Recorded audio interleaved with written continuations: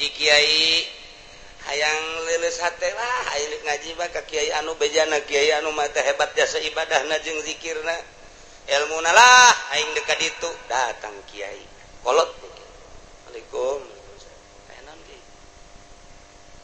ulah tobat ke Gusti ieu mah menta dibimbing we bimbing naon hayang bisa ibadah we ka Gusti ikhlas teh lah ikhlas bapak bisa-bisa bae lain gitu jangan sugan bae anu ngabimbing atuh di pondok mah itu mungkin nya kiai kolot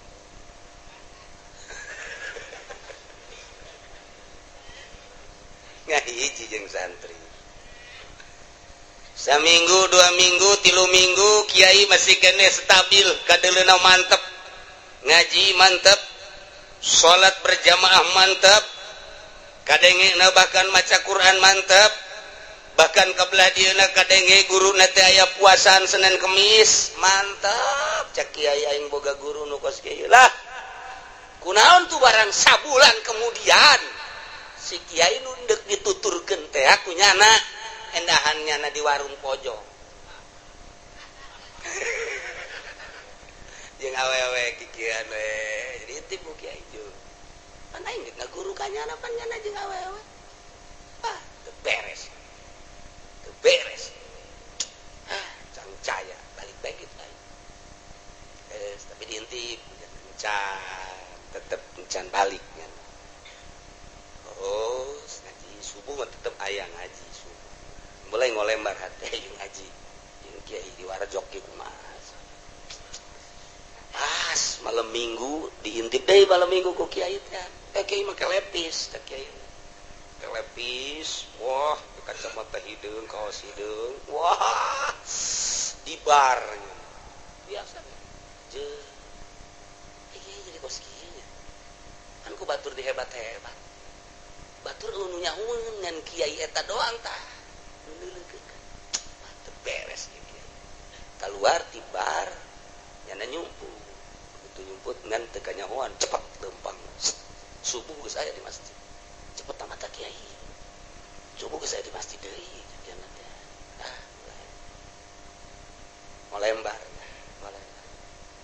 pas katilu kali diintip eta kitu sarua keneh kiaina di bar deui bah dimana balik balas cek ya boro-boro dek dungtun hai anak kos kitu balik isuk-isuk bajuna geus dicopot tah ku kiai teh kiai nu di bar masih balik bae baju teh nya saya balik biasa kan jadi kan nyawan bahaya tuh aing geus teu kuat tuh hayang balik batal baju geus kan intulah cenah kula moal jadi balik teu balik bae cek ese wali mah asal geus kajawan bae tuh kos kitu teh kajawan teh ai urang mah pan dibagus-bagus budak-budak enggak dirapihan dirapihan jubah dirapihan lamun nu ngangiai tolol sih kiai aing teh atuh sok ngomong sembarangan aing buya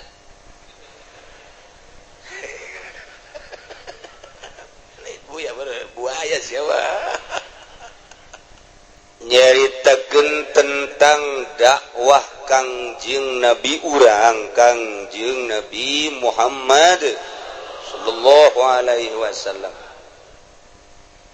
nu Kangjeng Nabi dakwah teh dicontohan heula ku dakwahna Kangjeng Nabi Ibrahim alaihis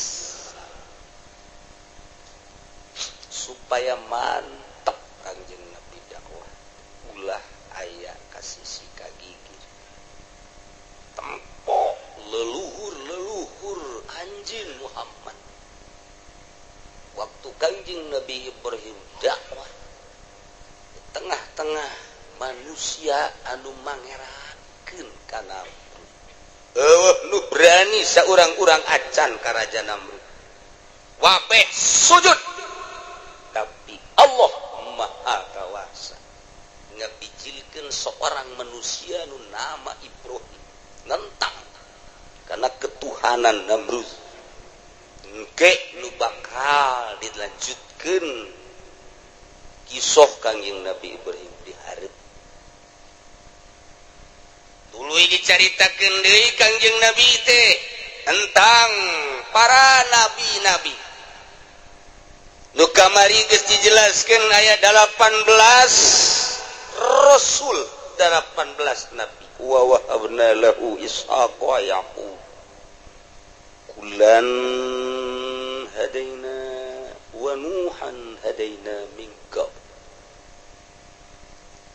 Wa min dzurriyyatihi Daud wa Sulaiman wa Ayyub wa Yusuf wa Musa wa Harun wa kadzalika najzil muhsinin wa Zakaria wa Yahya wa Isa wa Ilyas kullun minas shalihin wa Ismail wal Yas'a wa Yunus wa Lut wa kullan faddalna 'alal 'alamin آبائهم وذرياتهم وإخوانهم واجتبيناهم وهديناهم إلى صراط مستقيم ذلك هدى الله يهدي به من يشاء من عباده. Jadi Kangjeng Nabi dibere caritaan nabi-nabi nu dalam 18 nu tadi dicaritakeun. Ngaruntuy lamun datang ka 25 berarti tertinggal 7. Oke. Hiji-hiji ayat bakal nyaritakeun nu 7 geus urang wajib nanyahokeun Rasul nu 25. Aya dina Al-Qur'anul Karim. Bayahna ka anak urang ceng aya geura nyahokeun nabi hiji Nabi Adam. Yuk turutan gitu ceng, hiji Nabi Adam, 2 Nabi Idris, 3 Nabi Nuh, 4 Nabi terus 5 Nabi naon bah? 5 Nabi naon nya ke. Bah, ni 5 Nabi naon bah? Aing pohoan. Cak anak teh abah da ge belet. Becus. Jadi urang kudu hafal. Geus kawurukan Nabi urang. Ya, anak urang we kalau urang santri urang nomor hiji anak urang atau pemajikan. Yuk. Naon kan? Ieu nyaho ke Nabi bisi teh nyaho. Aya tuh hiji ya ada 2 3 baju bayang muka jilbab kunaon hareudang ih kumaha sih baju bayang balikan deui Nabi ada belah tuh di kamar ieu ceuk nu usah geus hiji Nabi ada 2 3 baju bayang itu kan penang tuh kayak buka celana heula wah teu beres sih bae malah anggeus sih bae malah geus boga santri kos ge we. Aduh, masyaallah. Pakai hese-hesena boga santri pemajikan. Hese, tilok lulus. Masyaallah. Tambah deui ulaika alladzina atainahumul kitaba wal hukma wan nubuwah. Ulaika isim isyarah ngaisyarahan al-mazkurina milal anbiya'i 18. Para nabi nu 18 tadi nu dijelaskeun ku Gusti Allah dina ayat memeh ieu eta teh alladzina jalma-jalma atainahumul kitab anu ku Gusti Allah dibere berbagai kitab. Ku Gusti Allah dibere hukum jangan hukuman ku Gusti Allah dibere sifat kanabian. Selalu kitu bae Gusti Allah teh selalu kitu bae. Artina geus rusak manusia. Nabi diturunkeun diangkat jadi rasul. Wah, luar biasa. Eta dakwah teh atuh lamun teu dibere kakuatan ku Gusti Allah mah di mana? Sedengkeun buang kawarahna manusia-manusia baheula teh pohara. Biadab manusia baheula. Nu mantak ku Gusti Allah rasulna dibere 3. Hiji dibere Alkitab. Jangan jelaskeun aturan-aturan di masyarakat. Baik ubudiyah maupun muamalah ataupun munakahat atau jinayah. Selalu tiba heula Allah nurunkeun kitab-kitab yang ngatur tata cara kahirupan. Nomor Allah selalu mere hikmah untuk memutuskan masalah tanpa diberi hikmah ku Gusti Allah mal beres. Nomor katilu nu teu bisa dikasab ku sahabat sifat kanabian. Matak mejeuna Gusti Allah ketika aya Raja Namrud nurunkeun Kangjeng Nabi Ibrahim alaihis, ketika Firaun nurunkeun Kangjeng Nabi Musa alaihis, ketika aya Abu Jahal nurunkeun Kangjeng Nabi Muhammad sallallahu alaihi wasallam. Dibere kaleuweuhan. Nu mentak di dieu teh dijelaskeun maksudna Alkitab. Ieu adalah berbagai kitab-kitab aturan-aturan ieu zahir. Ieulah yang diterapkan di sebuah negara. Ieu nu ngahukumanana adalah umaro salatin, pemerintah make aturan-aturan ti Gusti Allah Alkitab. Mun kuari Al-Qur'an. Nomor kedua hikmah ieu mah bagian para ulama anu ngahukumanana notor kana jero hakikat. Melalui hikmah lah ulama dakwah ngajak. Nomor katilu ieu mah nubuah zahiron wa batinan nabi. Geus male tanding sama nabi. Nah, jadi selalu kitu ta dakwahna para nabi teh diberi kitab, diberi hikmah, diberi sifat kanabian. Setelah teu aya para nabi anu ditungtungan ku Kangjeng Nabi urang khatamun nabiyyin wal mursalin. Geus deui nabi la nabi ba'di cek Kangjeng Nabi. Tah ieu kuari diteruskeun ku para wali-wali Allah. Lamun lain ku para wali moal bisa dina manakib Syekh Imam Syafi'i. Tadi nama pan Imam Syafi'i teh angan sakadar ilmu zahir bae, ngan ngentap bae hate. Padahal diangkat jadi mufti teh ti umur 16 tahun. 17 naik ke Yaman, ke Mesir, ke Baghdad, ke Mekah, ke Madinah deh. Wah, Imam Syafi'i mah. Tapi panehanana ngaulahkeun asup thariqah. Ulah asup thariqah cek Imam Syafi'i. Luh, nyana teh ngaopen barkeun di dunia, ulah asup thariqah. Tapi ketika tengah beuting Imam Syafi'i ibadah ka Gusti Allah, langsung mikir, ibadah kieu bae kumaha cek Imam Syafi'i. Teu mantep. Hari itu jelema di kamarana nu ngabring. Tanya di kamarana eta dekat Kiai atau Syekh Hamzah aya naon di ditu? Zikir. Coba cek Imam Syafi'i zikir ka ditu minu. Disambut ku Syekh Hamzah. Itu disambut langsung zikir can tawajuh. Begitu manehna milu zikir langsung terasa nikmat. Masya Allah cek Imam Syafi'i wajib bagi jelema kudu asup thariqah. Ngawajibkeun Imam Syafi'i. Imam Hambali ngawajibkeun dina manakibna Imam Hambali. Imam Maliki sarua bae. Mentak thariqahna Imam Syafi'i Hamziyah. Hamziyah bangsa Hamzah lantaran yang nama tahun 110 hari Tuan Syekh 540 lah dia setelah itu Imam Ghazali 450 thariqah Ghazaliyah mah carang nu kuat. Imam Ghazali boga thariqah ngaranna Ghazaliyah carang nu kuat. Aju nyiptakeun Imam Syafi'i ngaranna Syafi'iyah. Imam Hambali nyiptakeun Hambaliyah sarua ngan beda cara-caraan. Nyana boga guru ngaranna Syekh Hamzah.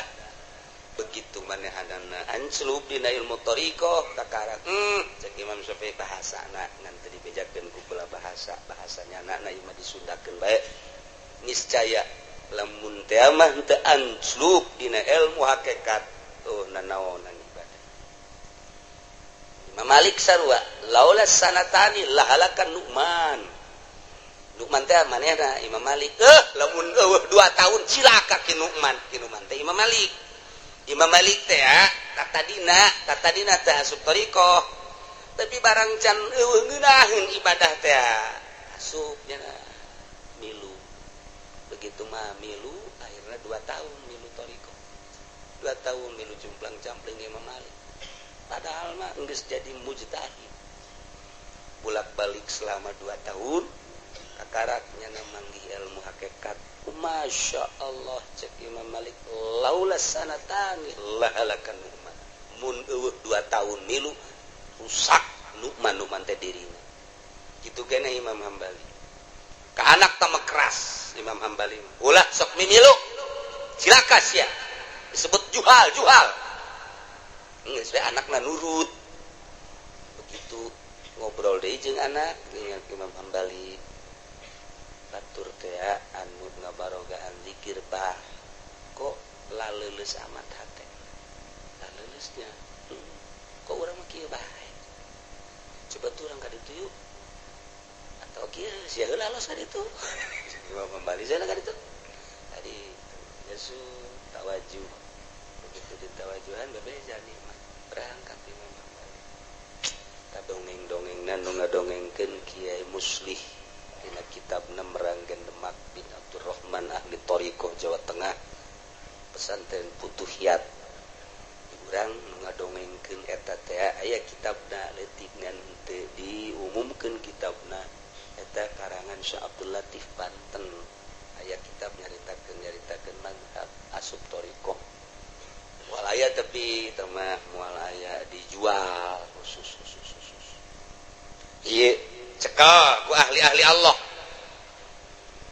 dibere kekuatan ku Gusti Allah ngembangkeun Alkitab Al-Qur'anul Karim mun kuari hikmah nubuah eueuh aya ge wilayah sifat kawalian lamun henteu dibere nu tilu tetep bae agama pareum bae ku ajeun teuing kuku bage pareum bae kudu tilu bae hiji Al-Qur'an nomor kadua na hikmah nomor katiluna wilayah mun geus dicekel ku eta kakarak sanajan perang geus siap bae kuari urang lamun diajakan perang ya ku Kiai Golkar ke heula tapi lamun diajakan perang ku waliullah siap jasa ngan walina mana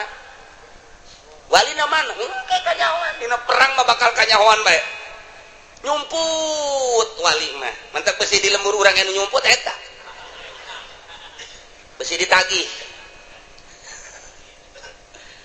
tuh jadi tetap diberi kekuatan ku Gusti Allah teh hiji Alkitab nu endek dikembangkeunana kitab nomor kaduana hikmah melalui hikmah kanu kolot kieu kanu kahandap kieu kanu sesama kieu melalui hikmah mauizatil hasanah wajadilhum billati hiya ahsan hikmah nu mantap make hikmah mah ngeunaheun dakwah ka budak leutik make hikmah mah budak leutik ngadengekeun dakwah ka nu kolot ngadengekeun dakwah ka pemerintah berhikmah sebab di jerona teu hayang nanaon timbul hikmah teh eueuh muatan nanaon tapi lamun di jerona aya muatan kiai partai nyaritakeun hukum nama eces jasa luar biasa tapi kan geus kabaca geura sakedeung deui tungtung naon ge sakedeung deui geura dengekeun bakalna aya muatan naon ieu geus kabaca ku urang geus kabaca berbagai kitu kumpulan boh pengajian boh sholawatan boh naon bae kabaca engke aya muatan moal berhikmah ka manukos kitu mah moal jauh ti sekupi keneh moal jauh tah ieu luku Allah diberi allazina atainahum nabi nu 18 tadi diberi ku Gusti Allah kitab hikmah jeung sifat kanabian teger dakwah teh kajen ku kumaha ge teger selantaran aya nu endek dicaritakeunana ieu aturanana ulah aturan Namrud ulah aturan Firaun ulah aturan Abu Jahal make aturan Al-Qur'anul Karim nyampaikeunana make hikmah pasti engke di sisi tigigir loba anu ngomong loba anu benci berhikmah tenang bae wajan teh dicaci dimaki kalem bae kalem Kangjeng Nabi Masya Allah dicaci dimaki diciruhan biasa baik ketika Kangjeng Nabi teh ieu ku sahabat geus dikeheul-keheulkeun Kangjeng Nabi teh daekeun ngadoi ulah kieu bae urang mah harepanana lamun eta manehanana teh Islam sugan anakna coba eta hikmah teh kos kitu sugan anakna bae atuh nyanana mah geus kafir ku anakna mah sugan injuna Masya Allah eta pan lamun lain make hikmah teu bisa urang mah kakarek anu ngomongkeun saurang bae ge nah aing mah sana geeusan ieu ngaji kunaon mah diaromongkeun bae teu betah jasa ieu atuh bal beres atuh kos kitu terus bae terus ngan ulah hayang dibayar ulah aya muatan-muatan sampai ke nusa bebenerna sampai ke nusa luluguna bakal mantep eueuh sifat kanabian kuari aya ge sifat wilayah lamun lain wali Maulana Hasanuddin Banten moal berkembang Islam di Banten mun lain para wali sanga moal berkembang agama di Indonesia berkat para wali-wali Allah nu diteruskeun ku para kiai-kiai pondok pesantren salaf mun geus eueuh pesantren salaf nu ngembangkeun agama melalui hikmah jeung wilayah hancur di luar negeri acak-acakan lamun geus eueuh nu boga sifat wilayah atuh saha eta wali teh si wali mah lantaran tadi ge Syekh Nawawi teh diberi hadiah ge lumpat eta kos kitu nyana ngarang kitab dek dibere duitna ku perusahaan di Mesir nyanana embung kaluar-luar tah wali mah kos kitu hese di teanganana wali mah tapi kuari padurang ieu mun eueuh Syekh Nawawi saha anu deuk ngajelaskeun berzanji sakitu hesena urang mah teu katotor bahasa Imam Ja'far tapi kan ku Syekh Nawawi mah dijelaskeun melalui majaz melalui kinayah nikmat jasa urang cacak-cacak eueuh Syekh Nawawi kumaha meureun berzanji ngartikeunana kabelah dia udah terus diaraji tafsir Munir mah mendunia kemari di Al-Azhar Mesir diaji deui dikaji kembali tafsir Munir teh ternyata pengkajianana luar biasa ngebogaan totoran-totoran kitu kaharep anu pohara hese nyaritakeunana tak istimewana Syekh Nawawi teh diteruskan ku para wali-wali Allah pondok pesantren ngan hese urang deuk nyaritakeun wali mah lamun lain nikahkeun mah nya nyahoan teh mah wali tah eta wali tah sanikahkeun wali mujbir kitu betul rahasia Allah ja wali mah mung kanyahoan lamun wali hayang kanyahoan atuh ziarah moal naon kitu ngaranna moal kitu moal kaburuna naon hiji kiai hayang leuleus hate lah aya ngaji mah ka kiai anu bejana kiai anu mah teh hebat jasa ibadahna jeung zikirna ilmuna lah aing deuk ka ditu datang kiai kolot Assalamualaikum enan ge kula tobat ka Gusti ieu mah minta dibimbing we bimbing naon hayang bisa ibadah we ka Gusti ikhlas teh lah ikhlas bapak bisa-bisa bae lain kitu jakeun sugan we ngabimbing atuh di pondok mah itu mungkin nyana kiai kolot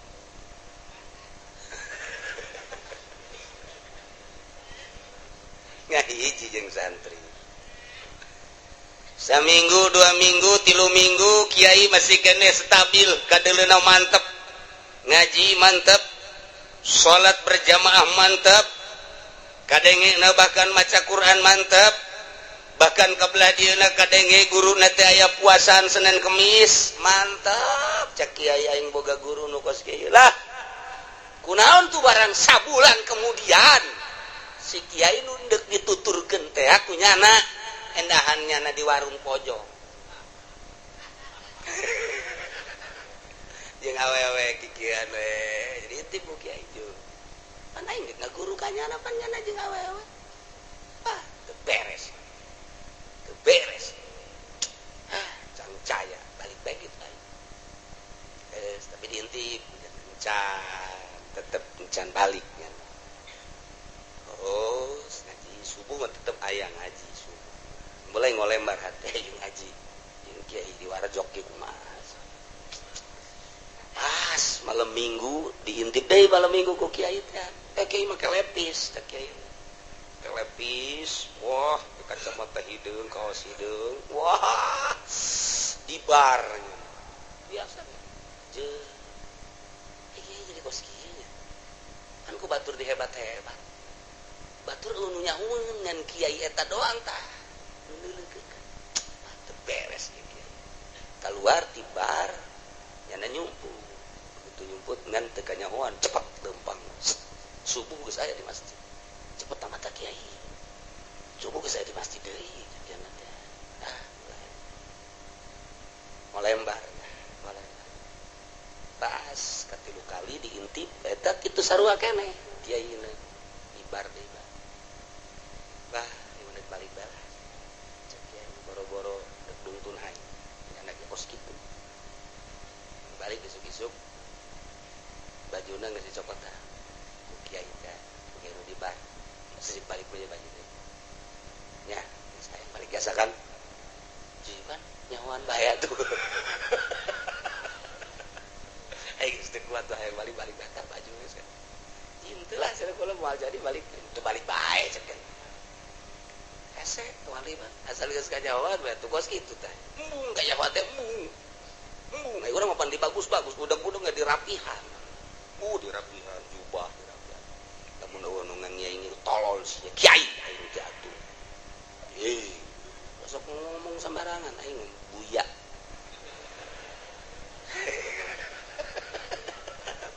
Buya bener, buaya siapa? Entah jadilah cara kula dek di dia bae. Dek di dia bae. Saya lempang. Itu lempang, ya nah. Kapangi teh jeung hiji jelema. Cek. Siap bangun dengan beunah amat eta. Napas teu siap hirup bangun sianya.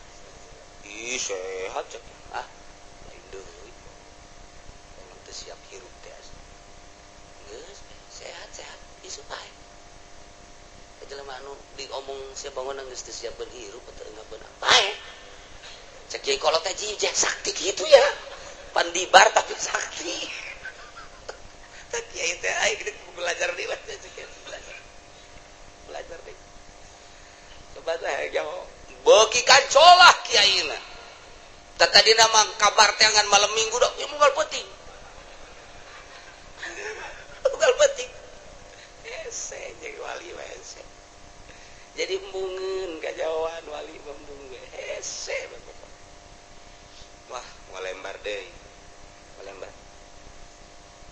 Balik bae. Cek kiai teh. Manya nuntun di rukos kitu. Isuk-isuk dipanggil deui.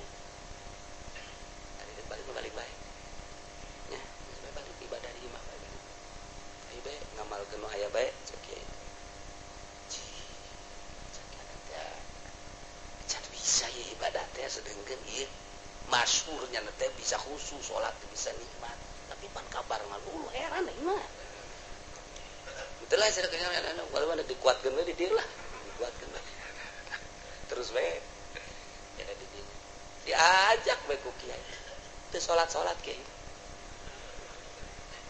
teu salat kiai ra waktu zuhur jangan ngarokok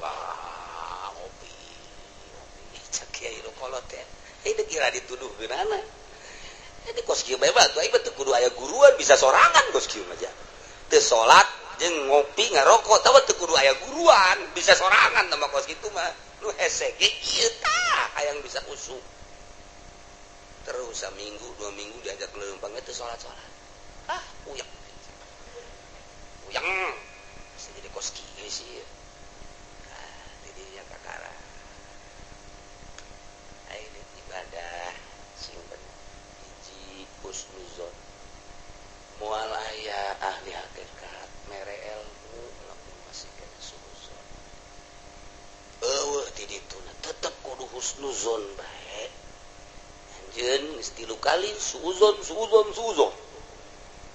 itu moal bisa malah nu mere-mere model Kanjeng Nabi Musa jeung Kanjeng Nabi Khadir ji atuh geusan hadza firaqu baini wa bainik saunabbiuka tawil malam dasati alaihi sabro namun cak Kanjeng Nabi teh cak Kanjeng Nabi kahayang mah tah Kanjeng Nabi Musa mantak naon cenah atuh ulah loba tanya cak Kanjeng Nabi eta keur nyaritakeun Kanjeng Nabi Musa jeung Kanjeng Nabi Khadir kakar kahayang mah cak Kanjeng Nabi Musa cak Kanjeng Nabi urang eta Kanjeng Nabi Musa ulah loba tanya mah hayang loba jasa beureun kanyahoan jasa lobana hikmah lobana amrun khariqun lil adat ieu tilu kali guys mane endek bener apa henteu ya guru endek aya eta jubah piceun sorban piceun ngahalangan ibadah ka Allah ku jubah ku sorban guys pakai kaos cang pakai kaos bae ibadah ya sekira kiamat sih dibere khusus ada tambal-tambalan ya nya piceun eta geus bikeunan tadi moal jadi ibadah kos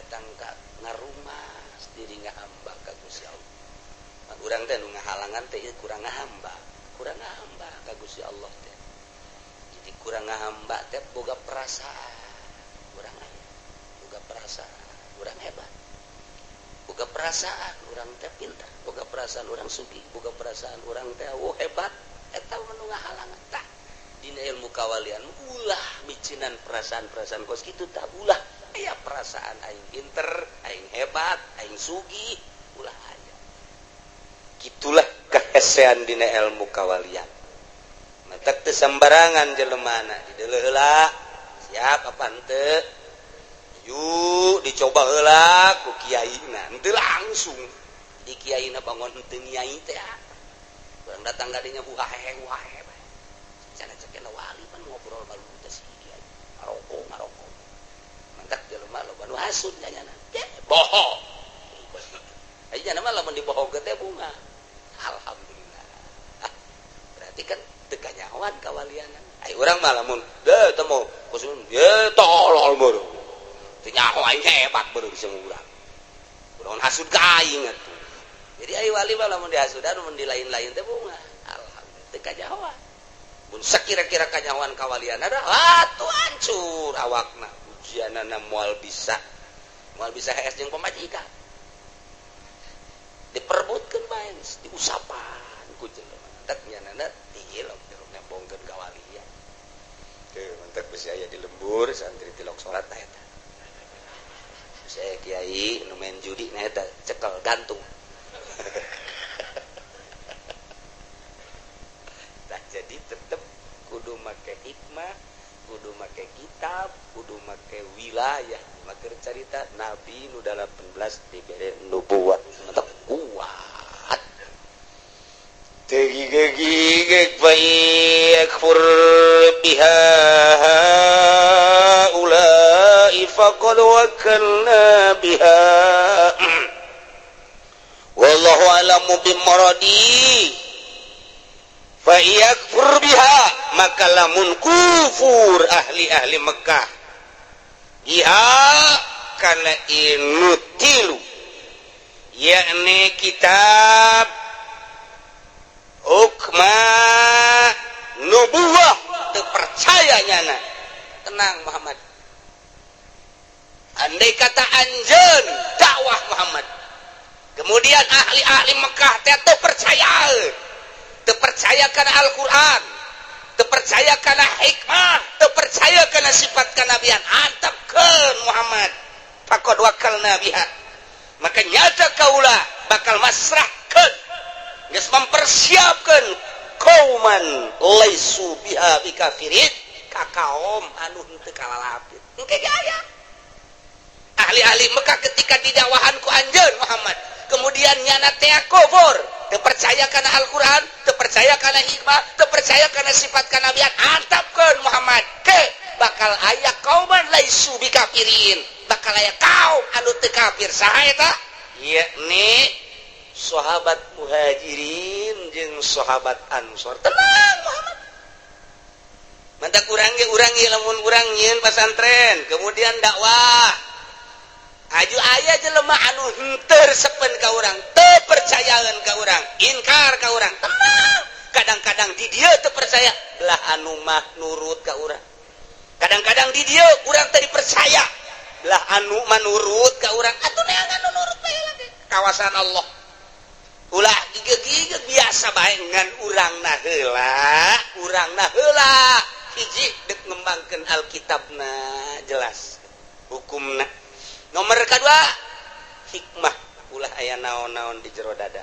Nomor katilu tegerkeun tauhid urang ka Gusti Allah. Ulah aya muatan naon-naon insyaallah. Konsep lah kos kitu. Jadi lamun urang teu boga anu kos kitu atuh ngolembar ibadah ka Gusti Allah dakwah. Ngolembar komo aya muatan-muatan ulah aya. Ulaika alladzina hadallah. Eta jelema-jelema nu 18 para nabi teh jelema anu ku Gusti Allah dibere hidayah. Fabihudahum makaku hidayah na jelema tersebut dituduhkeun kana jalan-jalan yakni tauhid jeung sabar teh tadi nurut anjeun Muhammad sok tuturkeun Muhammad tuh para nabi anu geus dibere ku Gusti Allah berbagai kitab jeung hikmah jeung sifat kanabian anu melalui hidayah ti Gusti Allah bisa teger ngajalankeun katauhidan jeung sabar dakwah teh teureun-eureun terus bae deuk aya nu nuturkeun deuk eueuh tuturkeun ku anjeun Muhammad iqra tadi bedakeun qul la as'alukum alaihi ajra kaula mah teu minta nanaon ka aranjeun kabeh teu minta buruhan sugan hayang dibayar sugan hayang diboking sugang hayang diberi bedakeun Muhammad dakwah anjeun la as'alukum alaihi ajra in huwa illa dzikra lil alamin aya Al-Qur'an teh kecuali piwuruk kecuali mauizah kecuali pitutur lil alamina ka seluruh alam yakni ka manusia jeung jin piwuruk manusia jeung jin Al-Qur'an teh nyampaikeunana la as'alukum alaihi ajro ulah hayang nanaon asal geus diembel-embelan ajro moal beres di jerona urang neangan kuari nu dakwah Ambalaya deuk di Jakarta loba deuk di Pandeglang Ambalaya di Serang di Jawa Timur Jawa Tengah bahkan di luar negeri urang deuk ngadatangkeun lobana luar biasa tetapi ieu tanu la as'alukum alaihi ajra in huwa illa dzikra lil alamin ieu hese ulah aya kahaya kok memakai target mulai didarengekeun buraha ieu mah geus ditarget malah kudu kitu di DP-an sagala malah mah kudu di kitu Masya Allah karim dakwah tekus kitu ayeuna mah Masya Allah geus ditah diasupkeun ka rekeningna DP-na sekian tahap awal pembayaranna sekian tahap 2 sekian Masya Allah murid ka 10 neuk ka rumaha ja konsep-konsep nah dakwah mal la as'alukum alaihi ajra in huwa illa dzikra lil terapkeun coba agama bakal luhur ulah teh di urang di diri urang ieu ulah aya niatan-niatan hayang dibayar hayang dibere kabeneran di ditu geus nyadiakeun urang dibere masalah ieu mah nu bahaya ge urang na hayang komo adu tawar mah tapi pan eta kos kitu teh teu bisa dibohongan sanajan sebenarnya mah urang mah henteu di dituna bae mere teu bisa dibohongan podol zero puguh ti mimiteun aja geus direncanakeun tah ieu tah dosa salah moal beres agama mun masih kade make ajro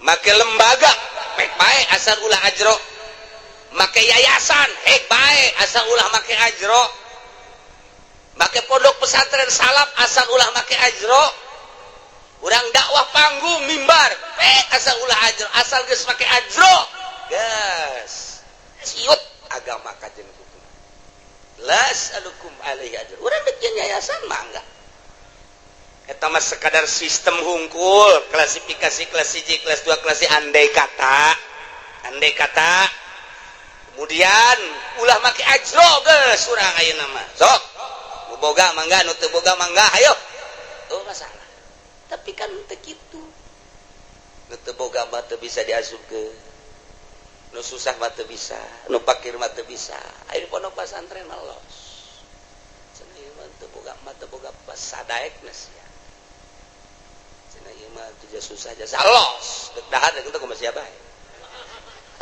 pesantren mah aya nu geus 15 tahun teu balik-balik sabodo aya nu geus 20 tahun los pokona mah pesantren mah buah daek ngajina kumaha nya bae kumaha bae geus pokona mah di pondok na kumaha na ngajina kumaha na ayo bae geus walak bebas kumaha nya eta pondok pesantren mah pas kitu jadi bangun teh bangun tertata bangun teh bangun naonan tapi deuleuh hasilna masyaallah deuleuh hasilna di lembur tegep jasa lamun nyana geus jadi imam mushola tegep jasa tah nu tata dina santri anu kopehna beureum teh sendalna sabelah lain anu di pondok teh geus sakumaha kubanyana bae barang imaman teh tegep jasa bismillahirrahmanirrahim alhamdulillahirabbil alamin arrahmanirrahim cak tetangga teh santri teh ya di mana mondok di anu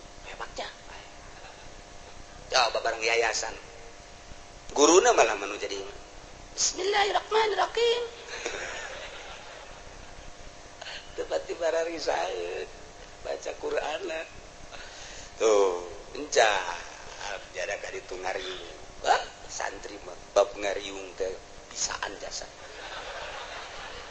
coba sekolah ngariung teu darekeun teu dididik ngariung ye pondok pesantren we naon budak ngariung ayo ngariung loba teh seutikan moal panjang-panjang aing ngadoana seutikan mah geus pokona berkat geus seutikan geus robana atina bidul hasanah wa lakana alhamdulillah rabbil alamin ieu ada lobaan yang ngariung aya meureun 50-an mah maca kuruna 11 ngana qul huwallahu ahad Allahu samad barang 100 mah tetep rada loba ya biasa jadi nya situasi komo bangsa sapulan lan geus teh kudu didoana cenah geus didoaan geus nyaho dia Allah mah geus santri kos kitu mantep jasa tah jadi beda bae pondok pesantren sebab aya tetesan wali eta di Banten ku ari acak-acakan di Banten Kesultanan kunaon eta nu mata acak-acakan atuh dicekelna lain ku pesantrenan cekel coba ku pesantrenan beuh aya hikmahan di jero sakola mah eueuh hikmahan pinter mah pinter bae teu bisa diandalkeun pinter hikmah mah lantaran hikmah mah bae urang cinta tapi lamun aya hikmah di jerona seakan-akan aya nu tersembunyi Banten dicekel ku nu sakola bae moal beres datang ka ira ge ieu menang ieu eleh ieu menang ieu eleh ieu ribut bae datang ka kuari cekel ku pondok pesantren pesantrenkeun heula geus puguh kiroat dari Banten mah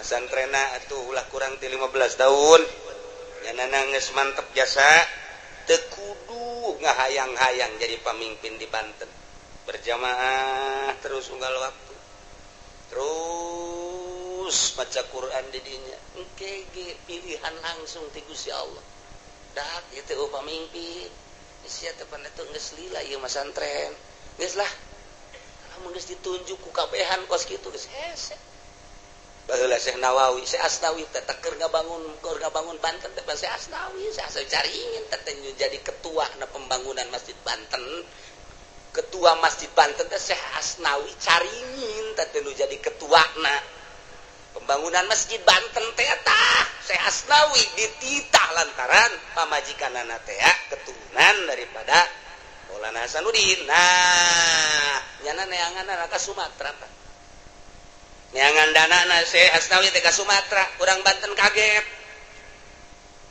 Kiai atuh neangan dana mah lain ka Sumatera di Sumatera monyet melulu gajah duit ke Jakarta sukses Astawi tenang bae sih penting anggeus kulakan pamimpin lain kitu atuh piraeun jadi sayu bae lana ya ieu bangun di anu kula ka Sumatera heula Sumatera ke Sumatera itu ke Sumatera langsung mentak nyana ke ahli Sumatera begitu mentak marere tadi simpen ngalobaan sorangan duit galobaan sorangan di Sumatera nu merena mah aya meureun 10-an mah tapi eta unggal pebrog gagedean anakan duit Masya Allah, cek sehat sawit yang bawa ke Banten, dibawa ke Banten, ini sanu merah ulah loba omong.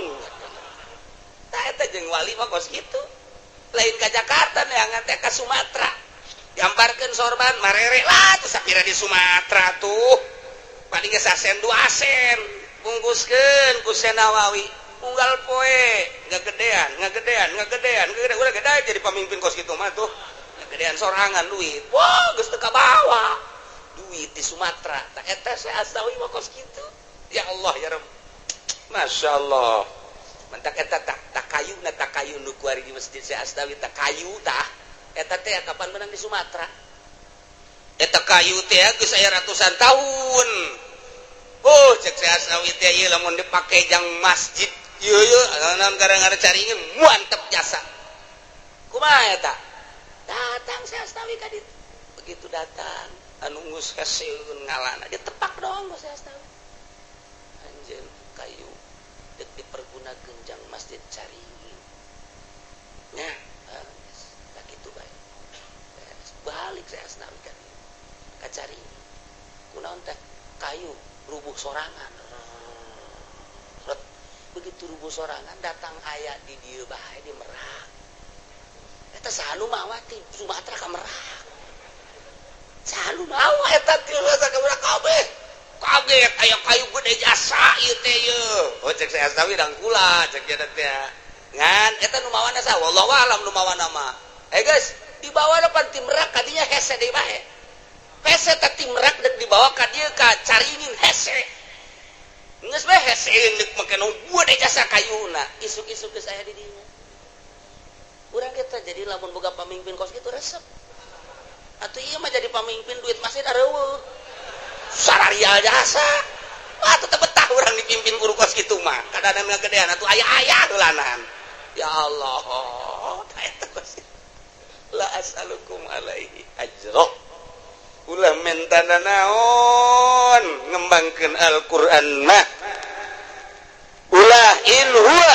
daya huwa Al-Qur'an illa zikra lil alamin kecuali piwuruk kecuali nasihat kecuali pitutur lil alamin jang manusia jeung jin gitulah konsep dakwah para nabi baheula mimiti dibere kekuatan heula ku Gusti Allah nomor kadua ieu ulah hayang nanaon terapkeun geura ku urang insyaallah bakal mantep diterapkeun ku urang geus masantren heula beres masantren mulai dakwah konsepna la as'alukum alaihi ajro ulah hayang ajro komo iring-iringan jeung pamarentah lain ulah kudu jeung pamarentah teh kudu didampingi pemerintahan mata kaya MUI ge di negara Indonesia teh lamun eueuh MUI atuh cilaka